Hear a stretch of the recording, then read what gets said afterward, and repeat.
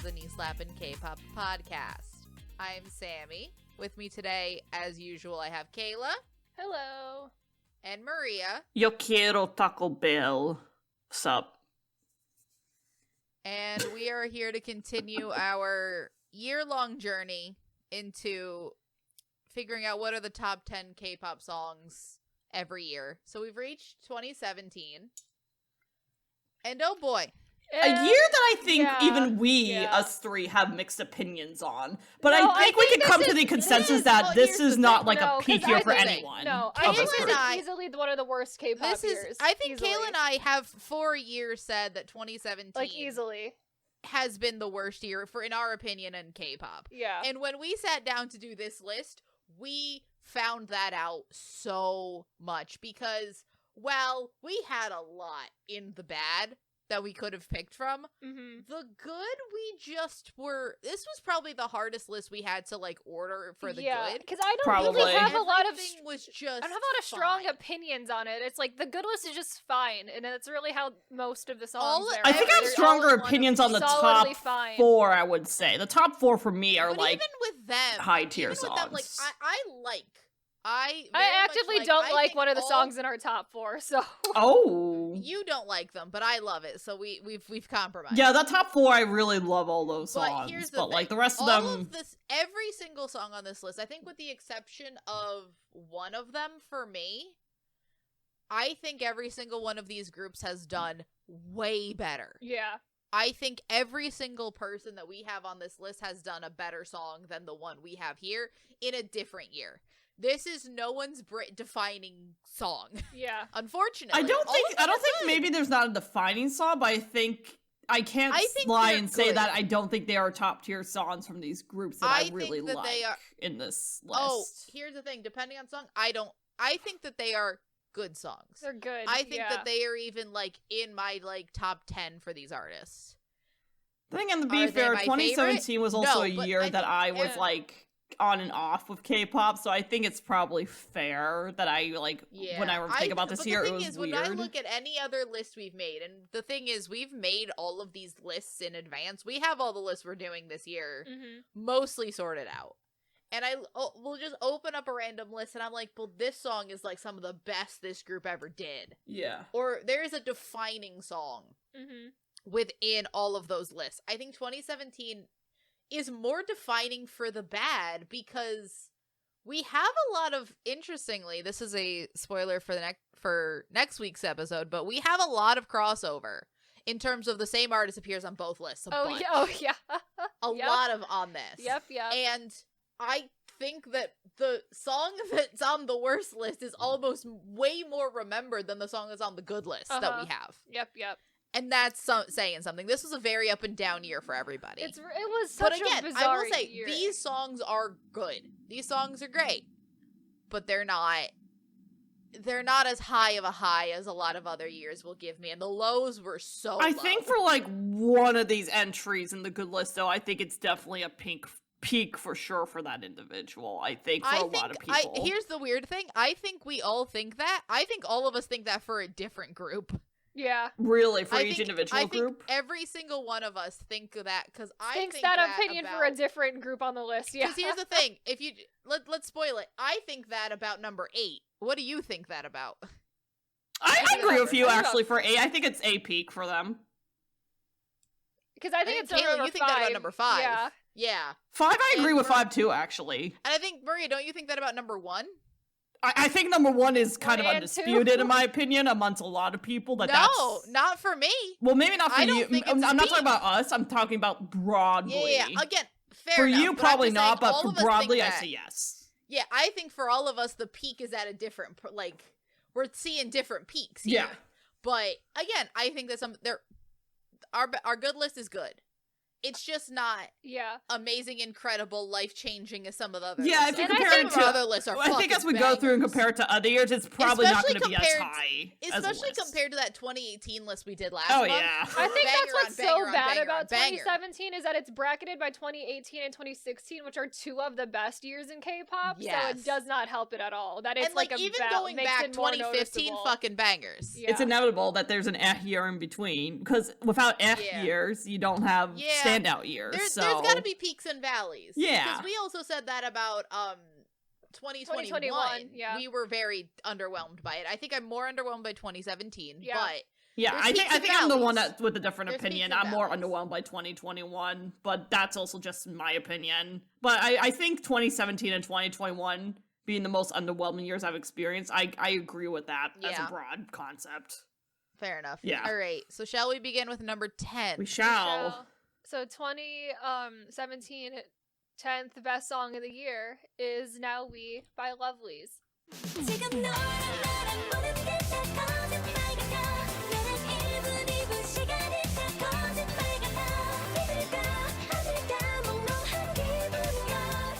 I think this song is so charming. It's so good. It is.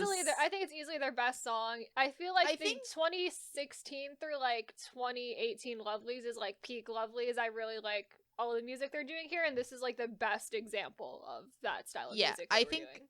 It's kind of Oh My Girl reminiscent, but not as fairy-like, if that makes sense. This is more. It's more low key than Oh My Girl. Yes, more low key. Very Oh My low Girl. key. It's very peaceful. I feel like Lovelyz and Oh My Girl they're doing the same concept, but they are also very distinct. They're very distinct from each other. They are distinct. You would never they're not confuse the two of them. Yeah, no. Oh My Girl was always a bit more like with things. There's a lot more energy to it, and it has not like that I think insult, there's more of like peaceful. A fantasy element to Oh My Girl as well in comparison to Lovelyz. Yes. Too. Yeah, there is. Yeah. Not saying this isn't whimsical, because I mean the name of the group is appropriate for the type of songs they're putting out. Because I was like a very good description of their music style. Like that is really good. Yeah, it's lovely. It's Lovelyz. Yeah. This is probably one of my favorite Lovelyz songs. I think this era of Lovelyz for like the next 2 years will be fun before Lovelyz enters what I like to call the Bridesmaids era. They do look like because I've coined it. Because look at some of their videos. Look at specifically Lost and Found. They look like if you were at a 2018 wedding, the bridesmaids. They honestly do look like bridesmaids dresses. It's kind of funny. Yeah. They could have gotten those dresses at David's bridal. You know, honestly, I wouldn't be surprised if Willem did do some. If they do look like bridesmaids, they probably got bridesmaids dresses. Bridal? Maybe there's a deal for it. Who knows? Maybe that was a sponsorship. We don't know. We weren't in Korea. Dresses? But do they have bridesmaids? Is that a thing? I don't know. I don't know enough about Korean wedding. But I think the song was just so charming. Bowman's in the video pre-Golden Child. And no one knew that until we realized who Bowman was as a person, but in retrospect it's very cute. Because he's like, if you don't know that it's someone you're supposed to know. Well, the time we didn't know him. He's just there. Like you don't see his face most of the time, but once we knew who Bowman was, I think you only see his face like twice. And he's really just like a prop more than anything. He just kind of sits. He really is because he's an unmoving figure. That honestly, my only reference point of Bowman is from that web show that I think was like with now former 18? April member, whatever it was. Oh, 18-2. I think it was the second season. 18-2. Like I think hey, 18-2. Becky did a song for that show, so that's how I know about that show. 17 also did both OSTs for that show, and they're both great. They're 17. both really good. Oh, nice. 17. Okay. Yeah, they did 18 and then 19 for the second season. Not a bad web show, actually. You want to know where? I recommend it. Not a bad web show. Also, you want to know something really? Another thing randomly about that show. 17 did 19 at their concert. Oh, that's cute. That's fun. That I was at. I was just like, what? Oh, here's an OST song at a concert. I was just like, we're doing an OST. That's fun. But yeah, that was really But Bowman is very famous for us for crying. We have an emote of this. We do have an emote of crying Bowman. Because he cries a lot. But that's okay. But it's very funny. Hey, he's very emotional. Sweet. We love Bowman. Such a sweet boy. I love him. But also, we do use it so often. If I remember, I'll put it in the episode. Or if you want to go back to like our Road to Kingdom coverage, that our emote is like just one of the thumbnails I have of just Bowman crying at a concert, and they're like tears of happiness. No, he's crying tears of happiness, but he has a very distinct crying face. But anyway, so Now we. I will say, I don't know. I do like this song. I think I prefer Lovely's That Day. I think is what it's called. I think that I forget what year that was. That day is the cutoff before we get to Bridesmaid. Yeah, that was the one I liked from them. Well, that day was the last time they were allowed to wear pants. Oh, they haven't. The end of the pants. I haven't seen Lovely's in pants since. They were in shorts, but that might have been the last time they let Lovely's wear pants. Wow. Yes. Sad. That's before they entered Bridesmaids era. Also, I do think That Day is probably my favorite Lovely Okay, song. I like it. We vibe on also, that. Also, Wag Zag. Love that. Wag That Zag song's and so Now fun. We are my favorites. I think they're just so fun. I like how we vibe on that Sammi That Day party. It's the same era of Lovelies. So I think that all three of those songs I do. It's really also giving enjoy. I think I like That Day too because it gives a little bit of Infinite influence. Like I hear it in the music. A little bit. Yeah. But anyways, moving on. Moving on to number 9. And this is me. So at number 9, we have the boys themselves, VIX with Shangri-La.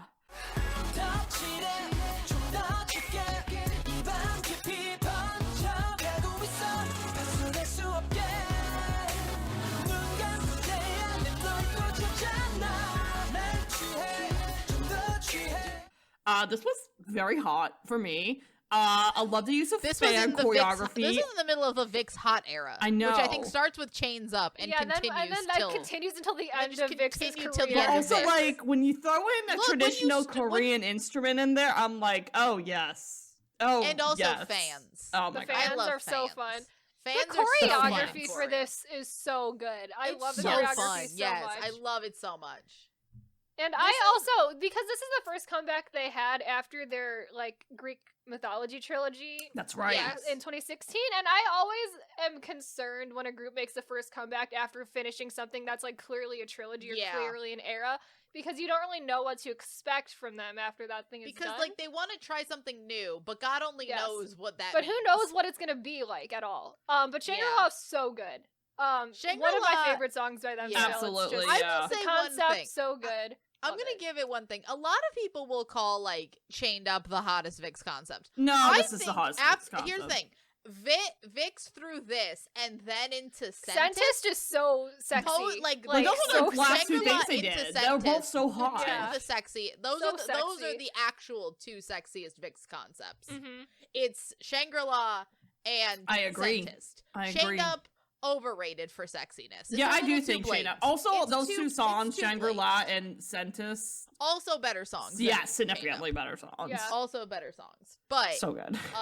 I think that this whole VIX just men dancing with fans makes me horny. I don't know what to say.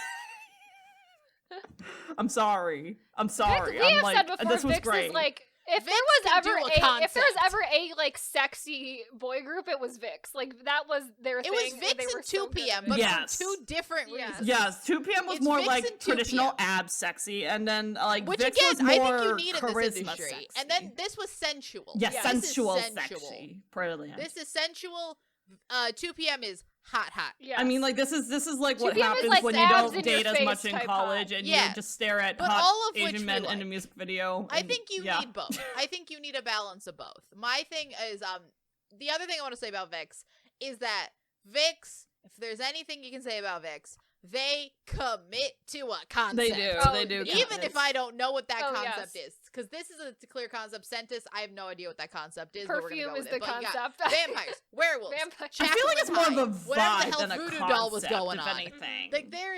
There's a clear and then they come out of the Jekyll Hyde thing. They can also be really cute. They really just folk send on all the concepts they've ever done. They go in 100% and they embody that concept. And there is no oh, this person's struggling a little bit. Oh, this person doesn't fit the concept. They fit all of them because they don't 100%. Pick concepts that are not good for them. And I think they pick but they're also all, and I gotta give them the credit for it. They're also versatile because you're going with opposite concepts many times. You have VIX had that pattern of doing the super dark concept and then doing a super bright concept. Because you go from Jackal to and Hyde back and back. Let's Great You.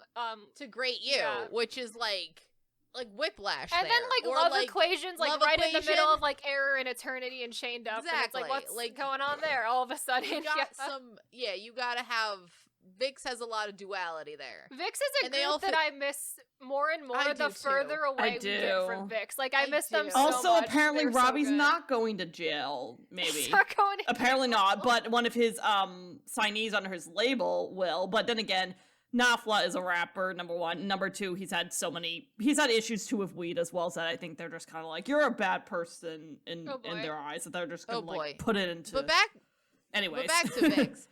This song is just Vix doing Vix things to Vix greatness. Yes, it's great. Not my favorite Vix song, I'll give it that.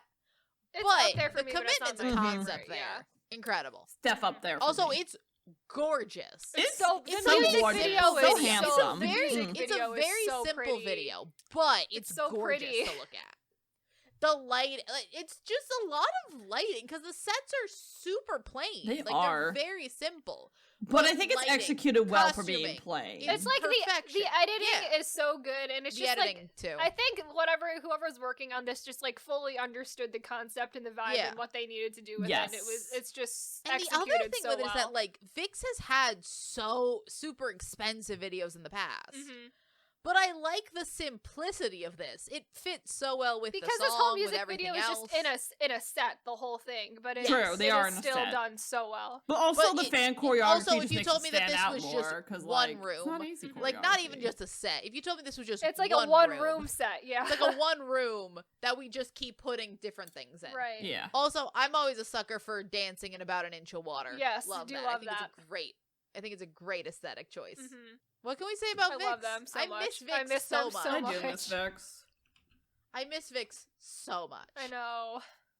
Ugh, what happened? I'm sad. Ugh, I know, and no one has ever been able to come and even come close. People are trying, but they're not doing it. They're trying, but they don't commit. They don't. I don't know if it's maybe the companies, but the companies don't commit. I know. Because One Us is trying, but they're not quite there doing it. Yeah. The problem is they're committing in the other direction. They're committing. They got the duality. They're committing down. to two different things, and they need to choose duality. one. No.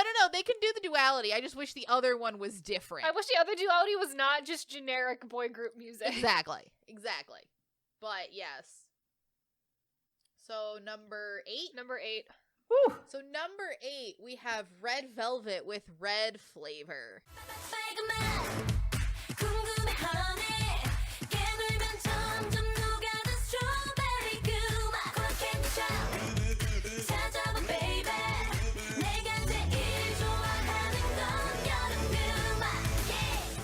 If you're gonna notice, we're gonna have more SM songs on the list. We go back, the farther back in time we go. Well, also it was like them and JYP and YG for a good while. Yeah, too, I mean, as we go back in time, we're just going to have less companies be there, but we're gonna to deal with. In 2017, like we got a lot of SM here, more than we normally would ever give credit to. More than we usually do, but also this was, I think, before SM drove itself. Oh, this was way before SM was like off the rails. Yeah. Also, I will say, I think this is the best Red Velvet's ever sounded.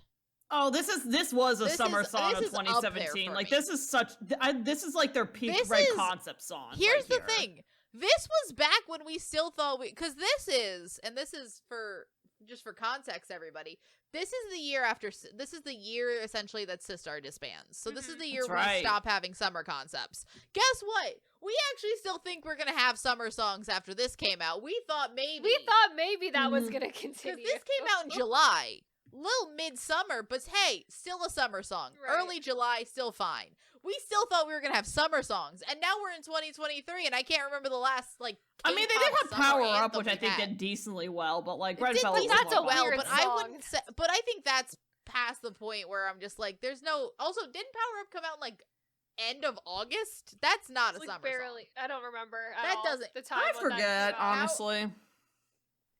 Power Up came out August 6th. So yeah, we're like barely that's a little though. Too late for a summer song. I feel like this is one of the most original SM songs that happened like back at the time. I think this was such a fun the exact song. kind of fun and quirkiness that Red Velvet should be doing. Because Red Velvet sometimes in their like quirky songs, as we've talked about on some worse lists before, go a little too far into just something that doesn't work for them. Yeah. This is perfect. This is exactly what I want Red Velvet to do.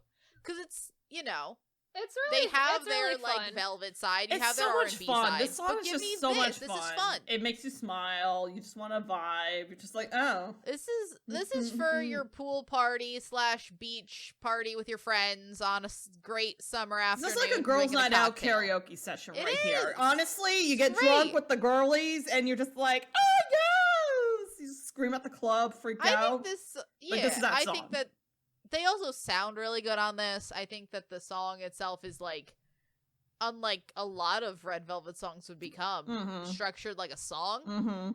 This song is really good. It's fun and it's nice. For me, it doesn't do anything for me. Like, it's a good song, but I don't really care about it. Like, I don't have strong opinions about it at all because this was probably one of my most listened songs. Red Velvet concepts I like better are more along the lines of like Peekaboo and Psycho. Like, that's the style. Yeah, of I definitely prefer Velvet. Like Red Velvet, I vibe with that. I agree. Well, I don't like Velvet when it goes R&B. I like Peekaboo and Psycho specifically. Okay, so you like more of that kind. Yeah. I like that too, but I also like I mean, you know me, I like the R&B stuff, but my thing with it is I can't say I like the Velvet side of Red Velvet or the red side of Red Velvet, because I just like very specific. It's like whatever that's the gets same thing, related. I will say this more like fun Red Velvet sign is like I like Dum Dum and Ice Cream Cake like way more. Like those are more so the type of Red Velvet I like over this. And this is my controversial take. I've never liked Dum Dum. I don't like Dum Dum. Never have. There's like a couple B-sides on that album I prefer over Dum Dum. Dum Dum's fine.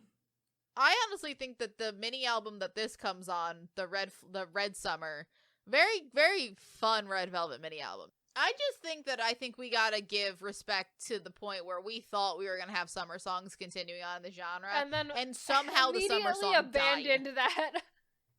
I thought we were gonna have hope. Sistar killed the summer jam. Yeah. I mean, maybe it's that's their thing, that the summer songs are just their thing. No, I miss it. No, but like that can be Sistar's thing, is the summer. It can be Sistar's legacy. Yes, the legacy. Yeah. Okay. And they did so good at it that I think it's really hard to even live up to that to begin with. Fair enough. It was the thing. People looked forward to that. Yeah. And I think that Red Velvet was just not, especially with the SM management, Red Velvet was just never going to be that group, unfortunately. No. mainly for the SM management part of it. The SM of it all. SM was never going to let them just have a comeback every summer. Nope. That's not how SM works. That's not how SM Entertainment works. But yeah, no, I think that's just very charming. Very cute. Very charming, very fun, a lot of fruit, you know. Very fresh, a lot of fruit. A lot of fruit. A lot of fruit. Human fruit. Very They're fruit. interviewing fruit in this music video. I don't know. It's kind of like crack. I don't know. It's a lot's going on in that video, but you know what? The song's it's not so a music fun, video I pay attention to a lot because I'm like stuff's happening and I don't understand There's it. a lot but of that's fruit fine. going yeah. on. All right. So number 7, we have a Heart Shaker by Twice.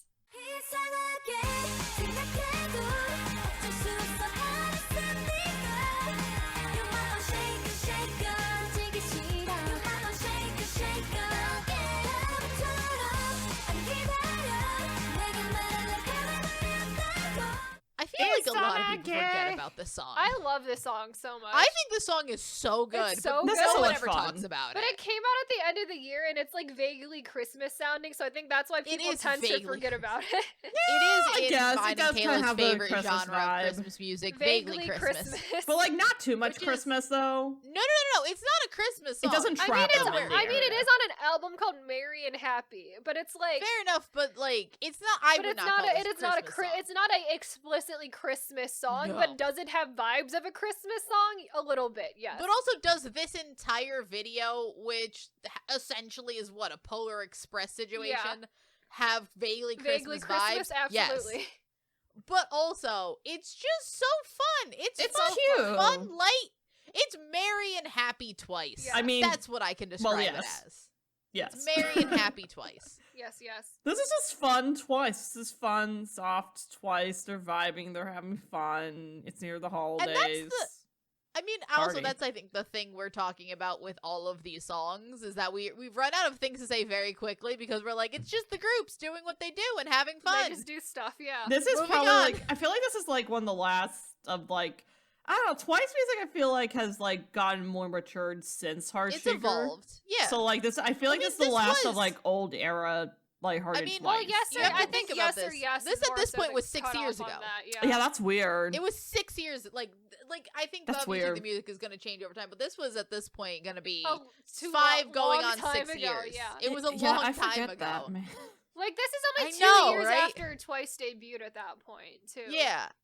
This is still midst of, like, cute Oh my god, Twice. we're like and 2 this years. was, like, one of the first. 2 years from now, it's gonna be their 10th anniversary. I know, right? We're gonna have, and, like, a midlife crisis during this series. I know, we're gonna have a time, especially as we go further back, but especially with this song, I think, because for me personally, in my appreciation of Twice, it was a rough start. It was a real rough start. I agree. I was like a mixed bag when it came to Twice. Especially early Twice, and we'll get to it even as we go back in time. I think Likey was when it started to turn around for me, and then Heartshaker hit, and I was like, I'm back on board now. Yeah, because, like, the beginning, you're like, okay, what's going on? Then you get hit with something like a cheer up and a knock signal, and you're like, huh? Yeah. And then you get, like, Likey, you get Heartshaker, and I'm like, okay, we're settling. We're settling into what this group is. Yeah. I think it took a little bit to figure out what was going on with Twice. Right. And then you hit, like, from Fancy onward, and I'm like, okay, I'm all in. All right, we got it now. We figured it out. We figured it out. Yep. It's great. We're here. We figured literally it out around, like, Twice yes or is yes, our favorite, and then we go ahead and we matured it up a little bit. And I'm like, okay, easily I'm our favorite in. active, I think, JYP act at this point, for sure. Not even close. There's not a close second. Yeah, no. I think it's pretty fair. Absolutely not. So Twice ultimately did win us over, which is great. Oh, absolutely. It was a shaky start. Which is, I think, partially why we give so many JYP artists such, like, a breath of, well, they gotta figure it out.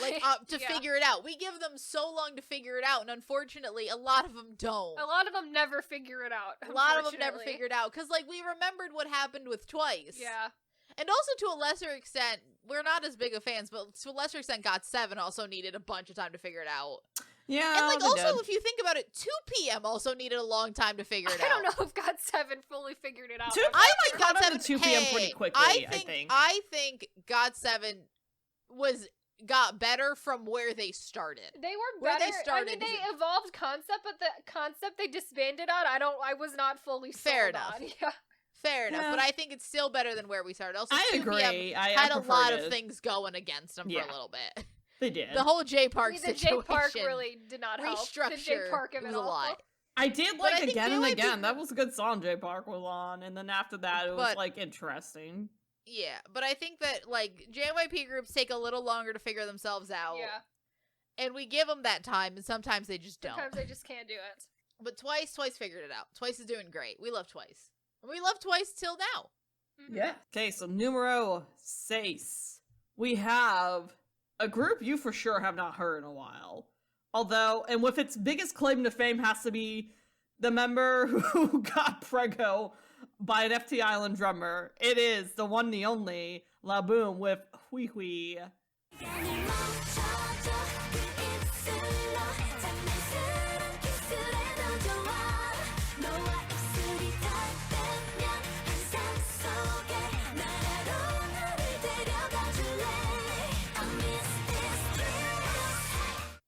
And I actually kind of now stupidly like the song a lot. It's a really good. It's a very good song. It's such a good song. I'll give it this. La Boom, people slept on La Boom. La Boom was putting out bangers. They were. They were putting out bangers. In terms of in their concept, they were like putting out bangers. Yes. They were. They also had another song way better called Shooting Love. That song's also I love Shooting Love. This one is better. I even like Journey to Atlantis. Yeah, that song very good. That song also very fun. I mean, even the songs when they were in that era where they were losing members left every comeback. Oh, yeah. I mean, I will say, Yohei left on a high note, because this was a great song. She did. She did leave at a peak. But also, also, honestly, probably way more successful than any other member. She's in a better place now than the other members. She's in a better place. She's doing great. Look, good for her. She's thriving. But even now, in that honestly. era where they're like losing members and like so out of their popularity depth, because I wouldn't say that Hui Hui had like a lot of popularity, but it was the peak of LaBoom's popularity. If you were into like new girl groups, this was like everyone knew this and thought it was a banger. Yes. They were on the verge of being out of Nugudom, and then they just never did that, unfortunately for them. And the Yulhee situation might have like screwed up momentum a little bit just for like the group as a whole. Yeah. Because I don't think she really got any terrible press for it, but I would imagine that if anything, she benefited from it a lot because of her pregnancy. I don't think the group. Well, I would imagine that losing one of your members due to a pregnancy would shake up the group members like a decent amount too, and the company probably also was confused as to what to do about that too. So. Yeah. But overall, I think this song is just very fun, fresh. It's very good. They don't have the Nugu problem that a lot of Nugu robes have, and I think this is more prevalent now, which is that they can actually sing. Yes, they can. That's true. They can hold this. They can sing quite well. Like this is not being like sung far out of range. Like a lot of Nugu robes, I don't know if it's maybe that they're pitching these songs too high, right? But sound like they're struggling to get there, right? Like, it might just be too, like, high-pitched for them, but whatever. But this song is just very nice to listen to. It sounds nice. They sound like they're having a good time. In this fun concept, no one sounds like they're struggling. Yeah. No, one of these girls ends up in, unit, the UNIT. The unit Unity? Yeah, however you pronounce that. I think the girl one is Unity, and the boy one is... UNB. UNB. The boy is UNB. UNB... Which is a better group name than Unity. Yeah, it's choices because it's the unit, and the unit in of itself as a whole. The unit was a show. The unit was a show. Yep. It existed. I don't know if it was functioning, but it existed. It happened. It was more functioning the other one that aired at the same time. Which one was that? Oh, Mix Jesus Christ. It was less of a failure than that show, but that's not saying a lot. So no, lawsuits happen because of Mix9. Yep. Yay, lawsuits.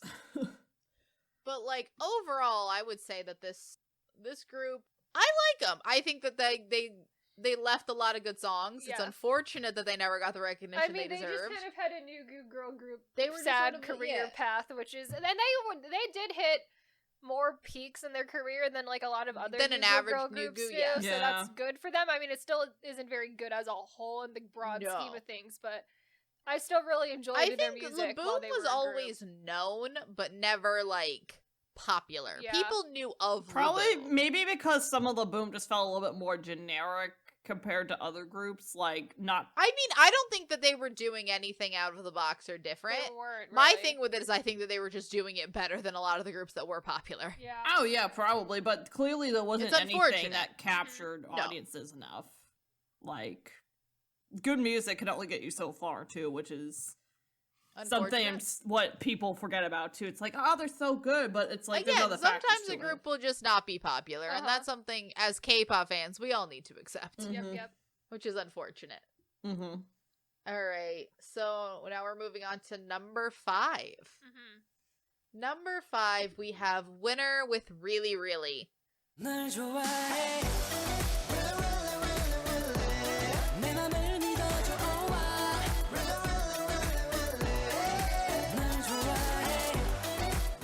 This is the full rebranding of Winner. Yes, this is the post-Nam Taehyun.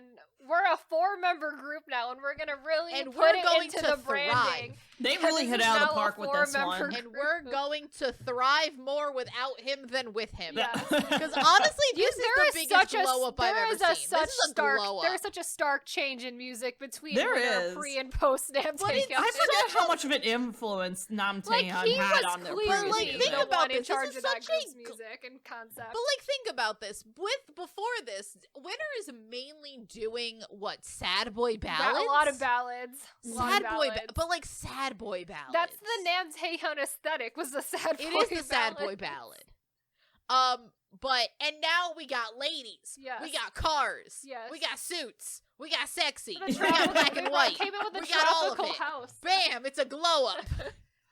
It's also such a good song. It is so good. This is another one where I'm like, this is also, because this came out in April. It did. It was a banger for my birthday. It was great. It's such like a little summer song. Right. This also feels very summery. It's very summery. They do release Island later the year, which is like very much a summer. More tropical. Even more tropical.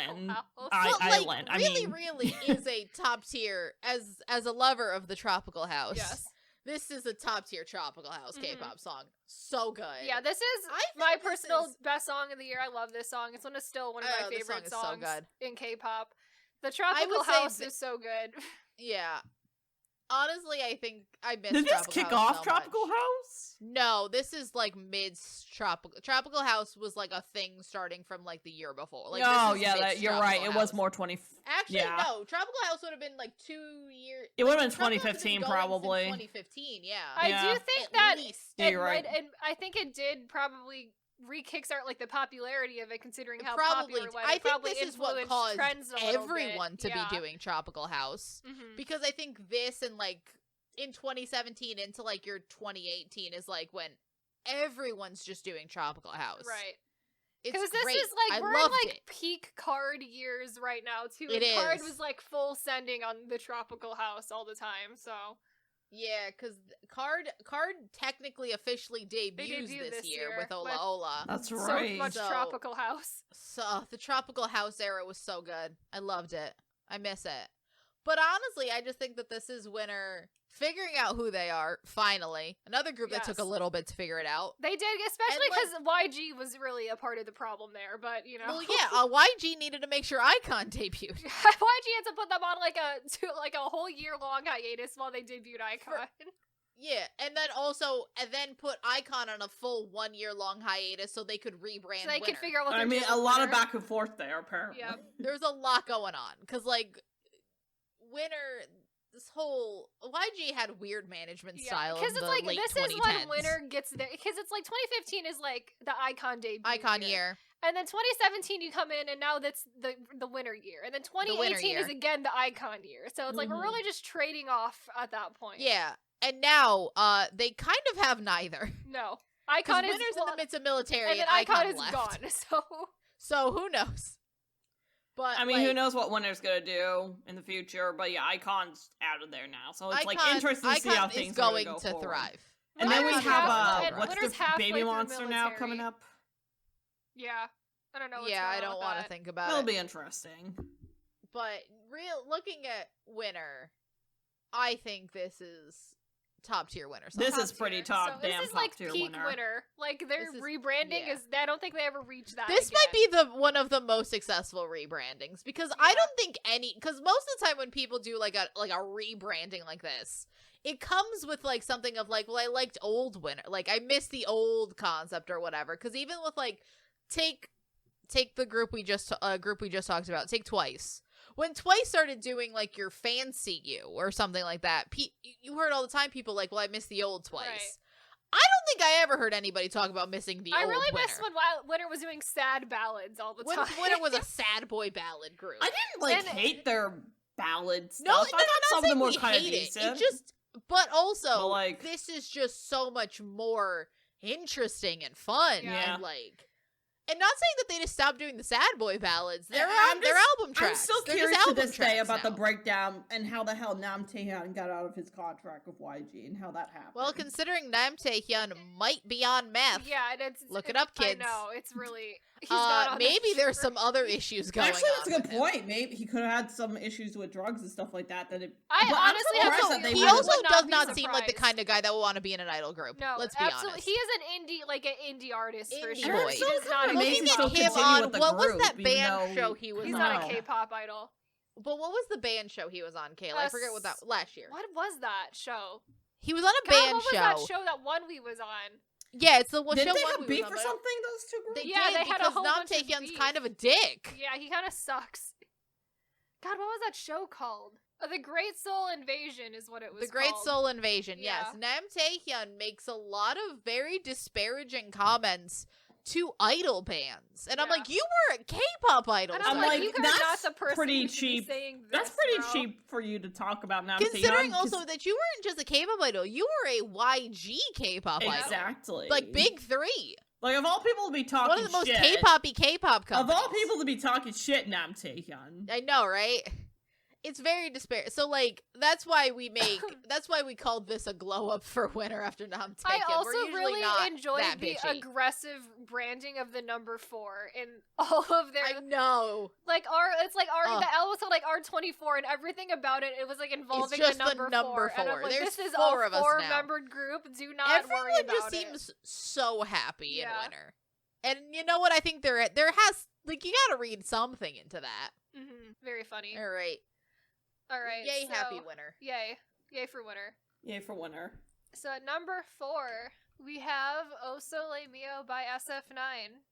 Oh sole mio te quiero donde te 가릴 수 없어 숨이 턱턱 막혀와 피할 수 없어 Oh sole mio te quiero donde te Oh my lady 잊을 순 없어. This was hot.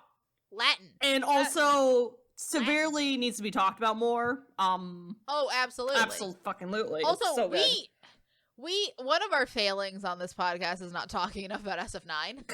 Y'all, especially you and Kayla love SF9. We love SF9. Yeah. I know. So much. SF9 is like a solid group, too. We never find the time to talk about them. You guys went in depth. I mean, we talked about them a lot on Kingdom when they were there, but like other than that, we don't really talk about them a lot. You went into them when you talked about FNC. My favorite K-pop group. I love them. Oh, we love them so much. But like they don't get brought up because there's groups that we just bring up randomly. Yeah.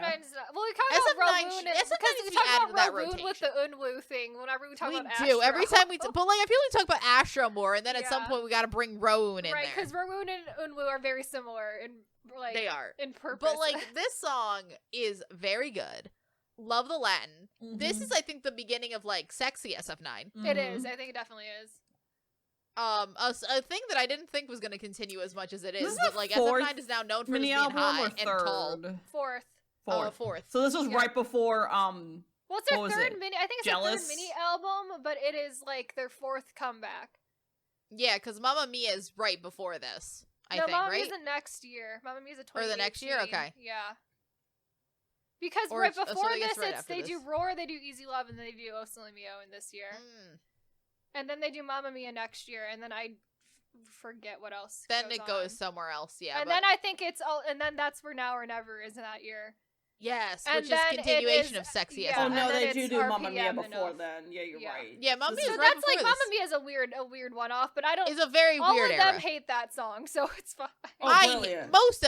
Most people, even SF9 fans, are not the biggest fan of that song. For them, yeah. It's a weird song. FNC was doing something. That with that mini song, album is great. The B-sides are great. Now or Never.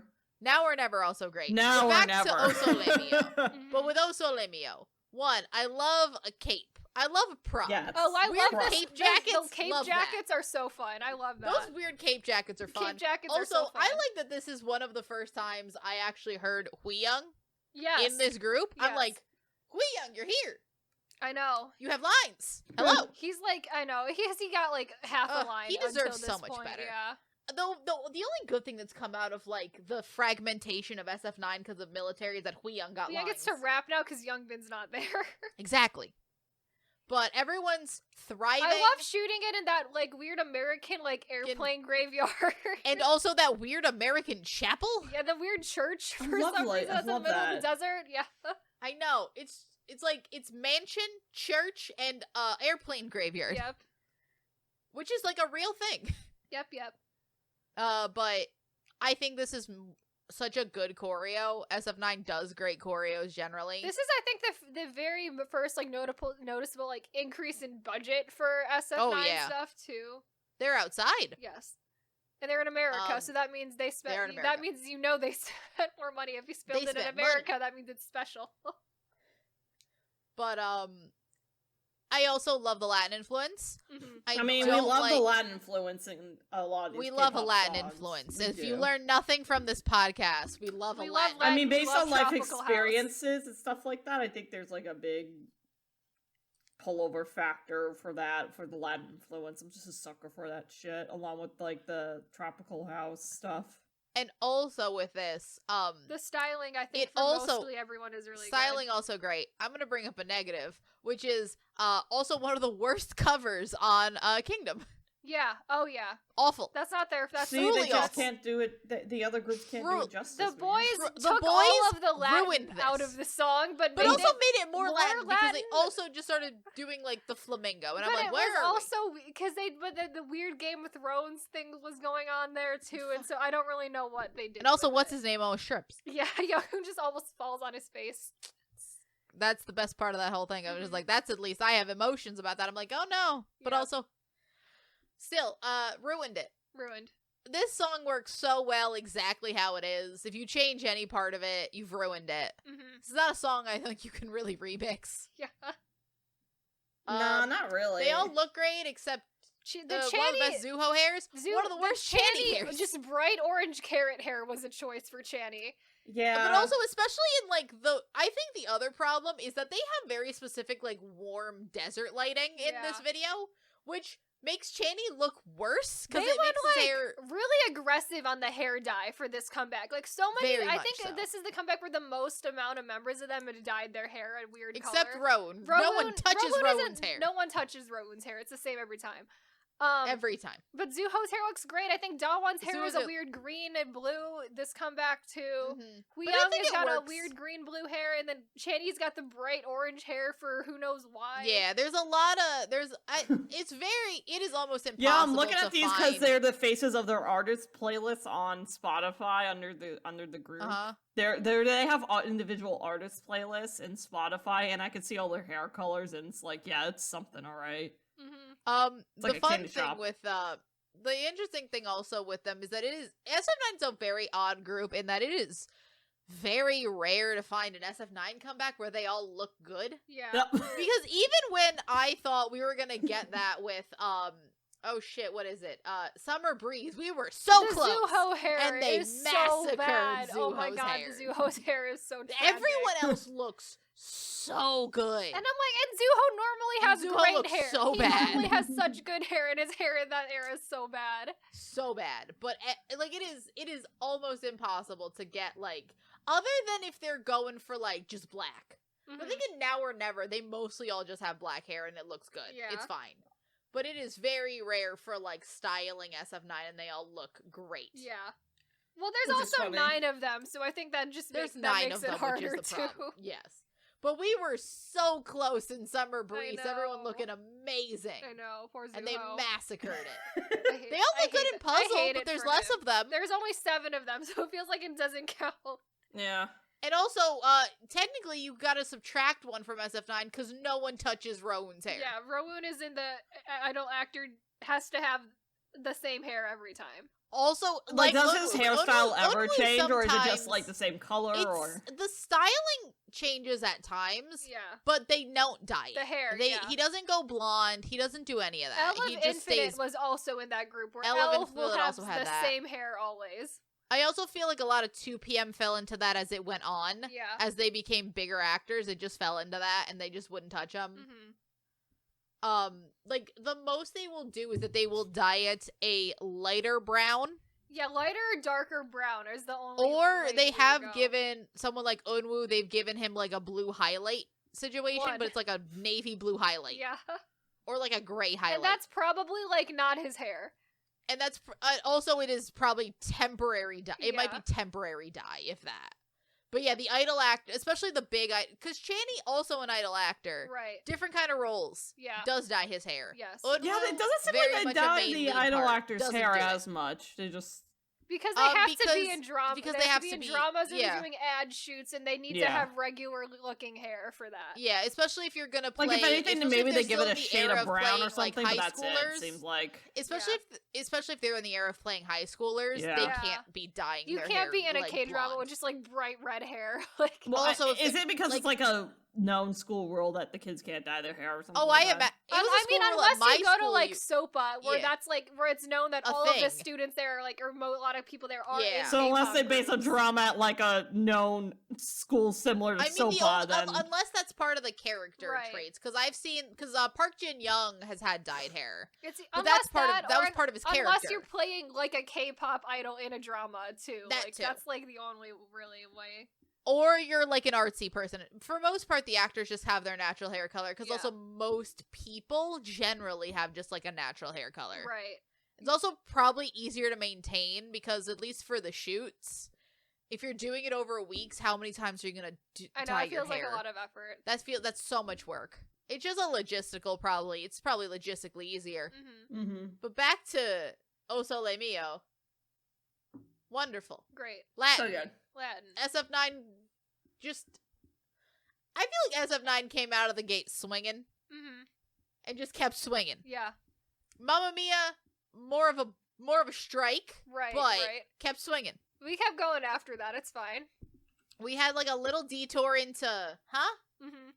And then we kept going. But it's like, it's just so well known that all of them hate that song. And I'm like, it's good that they also don't like honestly, it too. They're right. Yeah. They are correct. Yeah. They hate the right song. It's not like they're out here hating Good Guy. Right. They hate the correct I think song. it's like they probably preferred the other concepts they were doing, and then when they look at Mamma Mia, it's just kind of like, this is so random. They hate the styling. It's more than that. Oh, they apparently hate how they look. They hate the styling. Apparently a lot of them, like, just, like, wait a lot more during that comeback, too, and just, like, hate watching it, like, the music video and stuff for that. It's a weird video. It's weird. It's super weird. It's, like, not at all it's also what they, what any of their other music is. Like, I'm okay with forgetting about Mamma Mia. Yeah. Like, the song itself is not bad. The song's fine. Mm-hmm. They probably spoke up about it, I feel like they probably spoke up about the FNC, and FNC's like, okay, fine. Yeah, it was like, please do not make us do this again, ever. Literally, we will not complain about anything else, but just don't force us to do a concept like this again, and we'll be fine. And they're like, okay, cool, check, bet. Alright, and then they never, maybe that's why SF9 is still together. Maybe. You know, that's probably why, because FNC probably listened, and we're just like, okay, bet. Think about this. SF9's a 9-member group with 2 very successful idol actors. Yeah. And also all the other ones doing all their own other projects, and they're still together. Yeah. You gotta... And they renewed contracts early, too. I know. Good for them. Love them. They're so good. Yeah. Alright, shall we do our top 3? Top 3, let's go. Alright, numero tres. It is. Is it their biggest hit? Possibly. Number-wise, it might be the biggest hit. No. I don't think it is. No. I don't think it is now. Not like the biggest, but I think for a while it was. Breakout. It was their international breakout, I believe. Their international breakout itself. Don't get too upset, because at number 3, it is 17 with Don't Wanna Cry.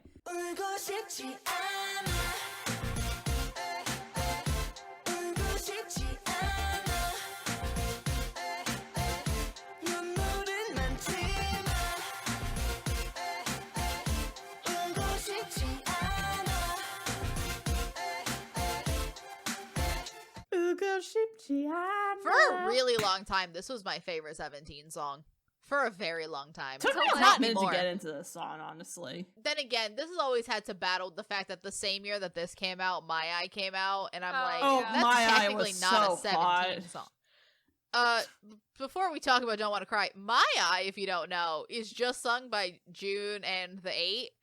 It's phenomenal. You need to watch the music video. The dance is fantastic. Or the dance performance. The dance is so good. Great, yeah. So good. It's got the video is so good. They're great. It's gorgeous. Phenomenal dancing. For 2 people who, the other thing with it is that it's the reason that, I think it is the reason both of them actually now get substantial amounts of lines in their songs. Yeah. Because they are the 2 foreign members, but like specifically the 2 Chinese members. Mm-hmm. And, if you watch The Journey of 17, they got like no lines to begin with, and then this hits, and they start getting lines, and I'm like, yes, thrive, learn. Okay, the fans love this. And now they get like solo songs. No, not just that, but also they learned Korean. Yeah. Mm-hmm. They like could. Minghao especially had a hard time in the beginning. He's having a rough time. He had a rough time. June a little bit better, but like as it went on, great. Also, there's a Chinese version, which is also really good. So good. But back to Don't Wanna Cry. Don't Wanna Cry is so good. And such great dancing too in this song. Such great dancing. The formations and the oh my gosh. 17's always had a very sense of space and scale, and also with 13 people you can do a lot with your dancing, and they take advantage of it. And also 17 is one of the few groups that has a substantial amount of members that I don't think really ever looks like just a crowd, because there's like groups of like 10 or 12 people and I'm like, why are there so many of you? 17 doesn't necessarily have that problem as much. I don't know if it's how they're spacing everybody, but I'm like, oh, these all seem like group members. Like, everything here is fine. Also, it is, I know a lot of people call this K-pop chain smokers, and I'm like, all right, but it's also 17, because, like, which is better good. than chain smokers. Yeah, I do not like this song. This is like my least favorite 17 song. I do not enjoy the chain smokers chorus of the song. Like, it is very chain smokers. Like, it is good, but I think 17 again. I think the instrumental and like musically it is very Chainsmokers inspired. It was also 2017. Everything sounded like the Chainsmokers. Freaking anything electronic sounded like the fucking Chainsmokers. And like honestly, I think there's like in terms of electronic, there's worse things to sound like than the Chainsmokers personally. And I think 17 makes it fit them super well. Yeah, they do. They pull it off pretty well. And to be fair with Kayla, I think it took me a little bit to get into Don't Wanna Cry too, to be honest with you. Like, I don't know why. Maybe because did have the Chainsmoker element to it, that it just... Look, I'm a sucker for a sad boy, not ballad. Yeah, it is not a ballad. It's not a sad boy thing, but like, there's a lot of good to this song. It is very sad boy. It doesn't sound unlike a 17 song in the way that like Superhuman is like just a shiny EXO song. It does sound like it should be a 17 song. It's just that this is like the only song they ever do that's like this, and it is just such a weird like anomaly in their discography that it's not the type of style of music I would prefer them to do ever. Because like Clap comes out later this year, that's a song I enjoy like way more than this. I mean, I personally think that there's influences of this, especially in like a more of a B-side situation with 17. Yes. But I can see where you're coming from, Kayla, where it's like there's no other 17 title track that comes anywhere near this. Like, yeah, there isn't. Yeah. They don't come. This was like a one-off situation that they did. And I the one thing I will say is that like you said with unlike Superhuman, this does still sound like a 17 song, and I think it's the 17 elements I really gravitated towards. I think it's because they are such a part of just producing their entire group as a whole, like the performance and the music and everything. Yeah. Whereas NCT definitely is the exact opposite of that. So I think that makes a big difference for them. I don't think that there's a way for Woozi to produce a song and have it be sung by the members of 17 at this point that doesn't sound like a 17 song. Exactly. I just think that he's able to tailor it to everybody. Even if it's a completely different genre, like this shouldn't sound like a 17 song. Yeah, that's how Woozi... But it does. That's how you know. Woozi is a short king. But at this point, Woozi's been working with these people for 10 years. Yeah. Almost 10 years. That's true. And like he's been writing, at this point, just out there in the universe, over 100 songs. Yeah. Getting close there to 150 by this point. That are published songs for these 13 people. I don't think there's a way to that he can make a song that doesn't sound like it would fit. He knows these people too well, I think. Exactly. Yeah. And even this was only 3 years in. He's doing very well. True, yeah. This is like how you see like his genius. The guy is a freaking producer. Yeah. Genius. Yeah, and I will say the thing that always gives me with 17, and I'll admit this, I don't think 17 has the strongest rappers. Mm-hmm. And they have a lot. And here's the thing. They have a lot of rappers. They have 4 rappers. Oh, jeez, and somehow in this song, that is 4 out of 13 people be a rapper. And even some of the vocal line, like some of the dance line does more rap than they do vocals. Like, I know Dino, especially now, has done a lot more rapping than he does singing or everything else. Hoshi as well, but their raps work. It's idol I think rap. they write their raps in a way that doesn't, because they know what they are as rappers, and they're not trying to pretend that they're not idol rappers. Yeah. And they also did sort of a thing where, like, especially as time went on, like, a lot of the rappers also did some vocal parts, but, like, at their core, they're still rappers, and I think they work really well together and with Woozi, and I think it all works together to be like, you know what you are, don't pretend to be something you're not. Yeah. And especially in this era of K-pop, I like that. I appreciate it. Mm-hmm. I appreciate a rap line that knows where their boundaries are. All right. Number 2? Number 2. Oh, bless. So number 2, we have BTS with Spring Day.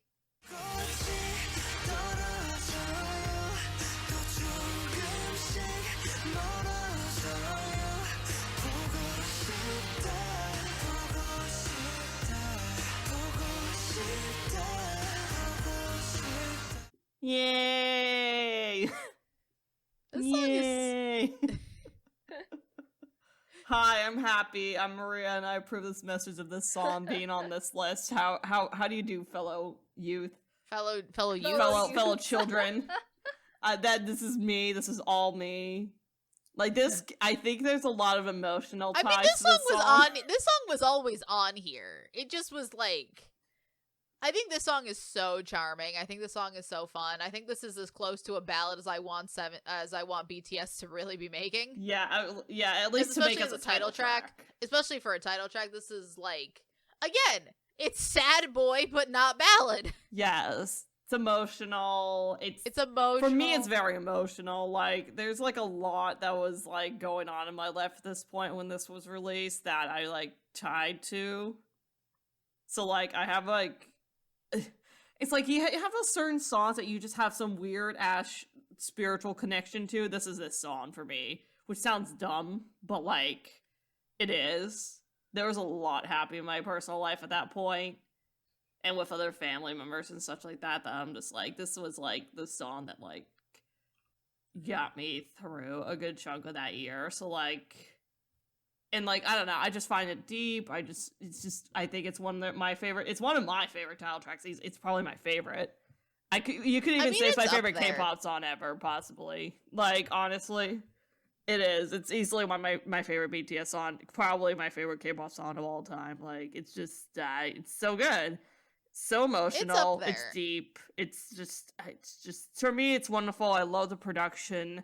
I love the cinematography of this music video.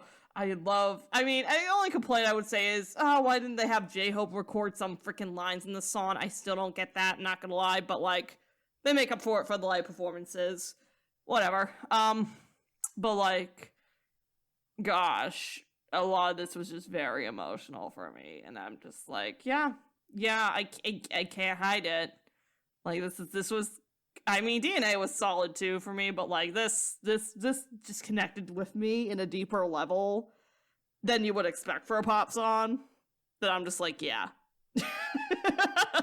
So I cannot listen to this song purely because it is too emotional. Because the day before this song came out, I found out my best friend from high school had died really suddenly of pneumonia, like out of nowhere.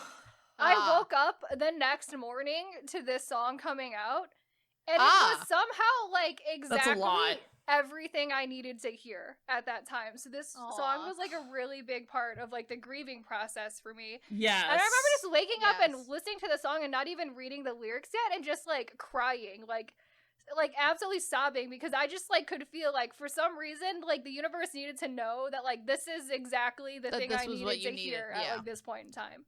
I guess I didn't go into it, but for my context, there was a lot going on. This was the year my grandma died.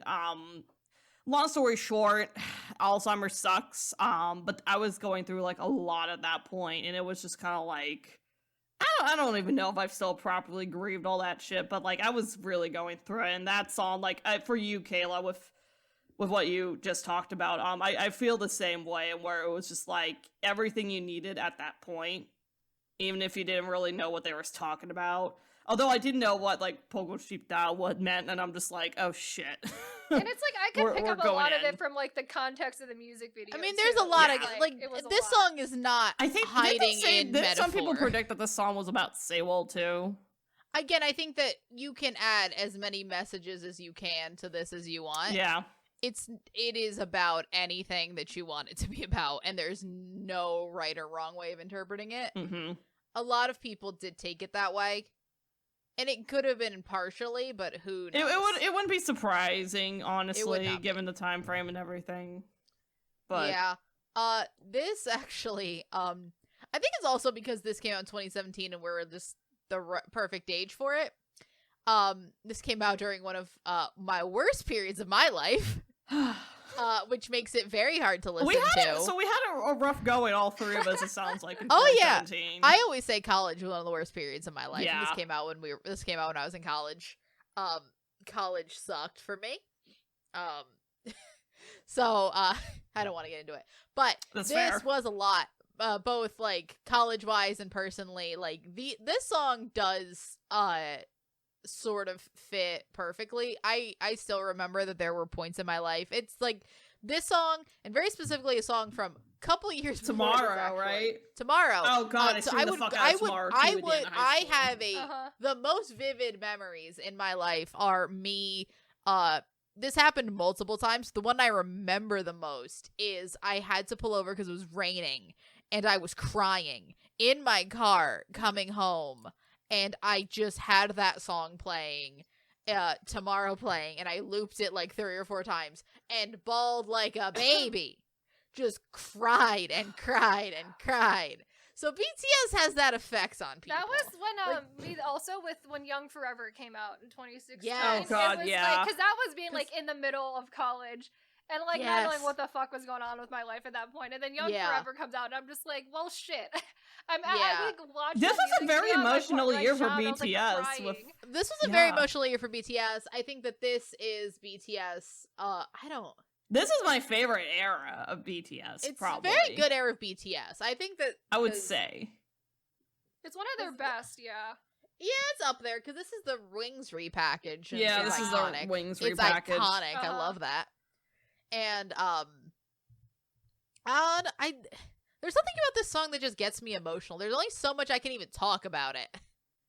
Which is also like why symbolism I too in this music video. The way it's shot, like it's really well shot. I also the thing with it is I also like, and my favorite part about the video is that it is emotional.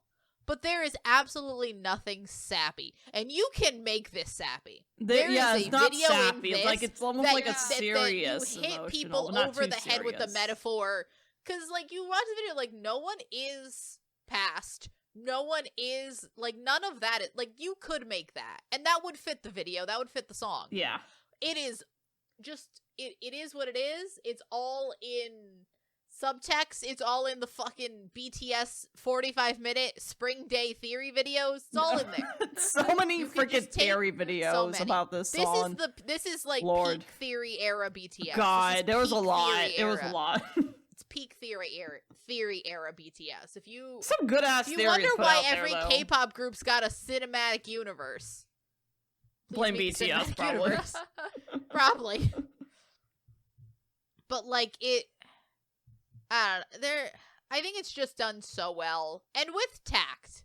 That's another thing. This is done very tactfully and very with consciousness of what they're doing. That this is a serious song, but is able to have a lot of levity.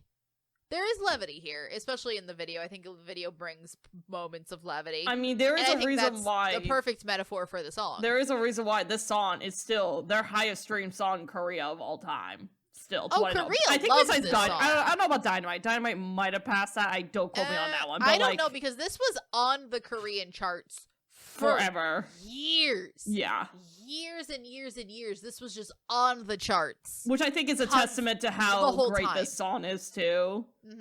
Just how much it like even touched people in Korea who like even didn't know it was. Oh, this is an idol group. Oh, this is BTS.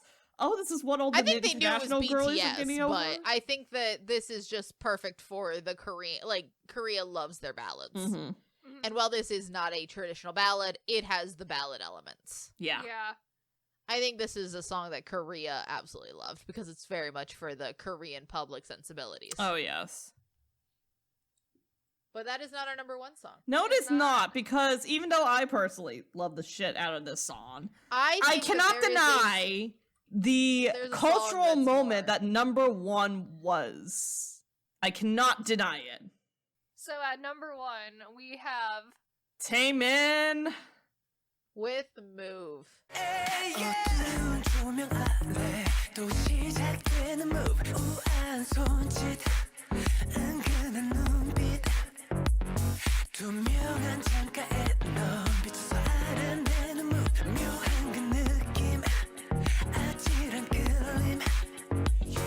This was hot. This was really, really fucking hot. People say the word cultural reset. This is a cultural reset. This was a cultural reset. As much as I love Spring Day, but like I can't deny the power that Taemin's move was. It was a different cultural reset because look, BTS continues on in their career path. This fundamentally changes Taemin's career path. This does. Sure, Press Your Number comes out before this. Press Your Number, definitely probably my a precursor favorite song. It is showing signs. Mm-hmm. Even Danger, his debut solo song, precursor. Yeah. Everything is building to this. This fundamentally changes because from this is where you get Thirsty. It's where you get Idea. It's where you get Taemin. It's like it's where you get who he is now. And who, if you would have told me that little bowl cut kid from Replay will be out here doing whatever the hell he's doing, be like, what? Who? I know. Yeah, this was just so well done. It definitely was giving to me at least Michael Jackson. Not like too much, but I definitely got the vibe. I was like, yes. Extremely influenced by Michael Jackson, and he will admit that. Oh yeah, he definitely has admitted it. But I never felt it as strongly in his music until this song came out, which is like weird because I don't think Michael Jackson has ever like danced in the. Here's the thing with this: danced in the rain. I don't know. But like for a music video concept, I'm trying to think. I don't think he has, but like I got the vibe. And this is what I love because he's such a good dancer. What we were talking about with Vix, with that sensualness versus sexy. Mm-hmm. This is the embodiment of the sensual. Yes, it's great. Also, I love because I wouldn't say I was like a really good dancer, but like I did dance when I was a kid.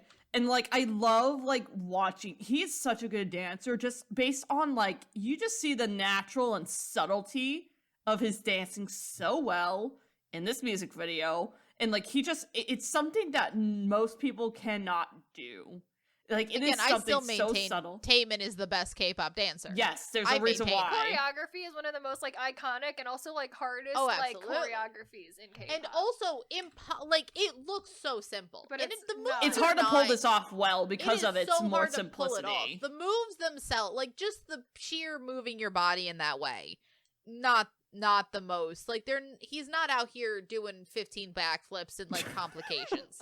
It's all in the execution. Yes. The execution is perfect. A lot of it is subtlety, so difficult which is like trust me, as Kayla and I are very well aware, the covers of this.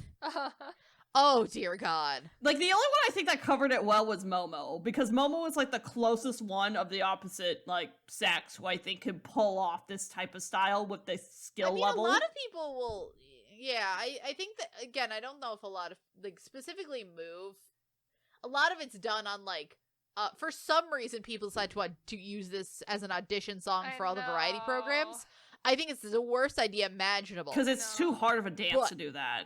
Not just that, but also you can't sing while doing it. It's so hard to do both. Does a really good cover of it on Kingdom, but the choreography is 100% completely different. Different choreography. It's a more of a reinterpret. It's a song cover. Right. It's not a full cover. Full cover, yeah. Yeah. The dance is but also that. Oh God! And then Zuho's rap. I know. It's so good. Phenomenal. So good. That's like definitely the best Move cover I think out there, but because it is not an identical one-for-one cover. Yeah.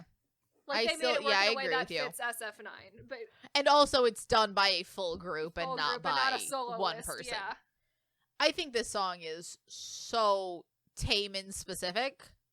Like, it fits Taemin to a T. It does. That it's like it's his vibe. I mean, again, the song was written for him. Like, I mean, true. But like, this is also like, this is a song that no one else can really execute and do it justice as well as he can. And again, this song changes the trajectory of like Taemin's career. Taemin doesn't do Criminal. Taemin does not do Idea. Taemin doesn't do even Advice or Want or any of this without doing Move first. Yeah. Yes. And Move, like, I can't, like, personally, I think in terms of song, I like Criminal a little bit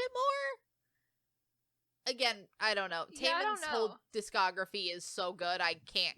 I mean, this is top tier Taemin has for the me. same problem that his whole group has, which is I don't know what my favorite SHINee song is. They all are, except one. I finally figured out what the worst SHINee song is, and it's the one that sounds like an NCT song.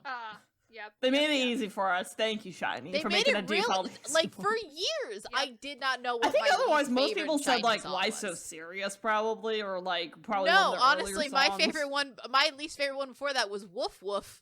Oh, because God. why that? What's going on there? Who But that's not an official title track, though. No, but it was I actually really like Why So Serious. No, Why So Serious is solid, but I'm just saying, I think that's what people went to for bad That's what people said, but SHINee. I'm saying if I had to say my least favorite SHINee song before Don't Call Me came out, I went Woof Woof just because what the hell was going on. Yeah. But now we have a song. But now we have an actual answer, which is doing the get that make one everyone out. sound like NCT era. Exactly. So that one is now the official answer. Yay, Move. Taemin's phenomenal. Taemin, great. I mean, we have to so give Taemin a highlight, and I feel like this is the highlight he's going to get out of these rankings. Yeah. So I mean, I think you that this go, was Dancing Taemin's. King. I mean, this is his year. This was Taemin's. You go, Dancing King, you. I mean, look, what I will give it over... Not over BTS, because both of those songs are absolutely phenomenal for different reasons. Yes. What I'll give it over to Taemin over thing with that BTS, so many highs. Yes, a lot of highs. We'll get to a lot of those highs. Well, we might get to one next year. Well, not yet next year, but the next year list next we month? do. Yeah, next month. Oh, for like the next couple, yeah. Yeah, in the next couple months, yeah. looking at Taemin, like, I think you have to. This isn't necessarily just the cultural moment that Move is. You can't deny it. You can't. You really can't. And there's very few K-pop songs that reach that. Because, like, especially with K-pop, especially now, because there's so much of it, there's songs that people are, also, like, this is a song that I would easily show off to anyone Western side, because it just hits, like, outside. Like, this is a song that it would easily recommend people to watch if they want to and get into K-pop that I would show to, like, friends or family. Easily. Because it's a lot more palpable production-wise, too, for them to get, so... That has been the best songs of 2017, everybody. Woo. Woohoo. So, did it end on a bad note? But, like, could it have been better overall? It could have been better. It could have been better. Was it bad? No, but could it have been better? No. But we'll get to the worst. The worst are Trust me, something. next week you'll see why we deem this the worst year of K-pop. It's probably mainly just due to that worst list. It's not so much for this list. It's for next week's list. Yes. That'll be a time. It is a time. It will be a time. Yes. Such a time. But that is it for this episode. We are available on all major podcasting platforms like Apple Podcasts and Spotify. We also have a YouTube channel where we post all of our episodes along with fun clip videos occasionally as well. A lot of top 50 songs of the year videos coming out. A lot of Boys Planet and peak time content coming there too. So a lot of Boys Planet. Oh boy, Boys Planet's ruining our lives. It is actively ruining my life right now. Hate it. But anyway, if you want Boys Planet content, follow us for that, because we're definitely gonna have a lot of that coming, so... Hey, by the time this comes out, maybe Boys Planet will be almost over. Maybe. Yeah. I think so. Honestly, I think so. I think it'll be close, yeah. So maybe they'll have a better idea of who is in the group. Just for funsies. It better be Hanbin. Better be Hanbin, better be Matthew. That's all I have to say. It better be Zhang Hao. Those three. And better be those three. It better be. It better not be Hui. It better not be Gunwook. Oh, that too. Better not be those two, and it better be those three. Those are that is all I have to ask right now. Is I ask for those three, and I ask for no Hui and no Gunwa. But anyway, we'll see how that pans out later. I don't know. We're recording this before the only person we know that is safe is Lee fucking Dahl, which is a fucking Lee Dahl. I'm still upset. So I'm that's still upset where we are in time. Mostly because of the Mnet fucking bullshit of it all. But you know, so we will see you in the next episode. Bye. Bye. Bye.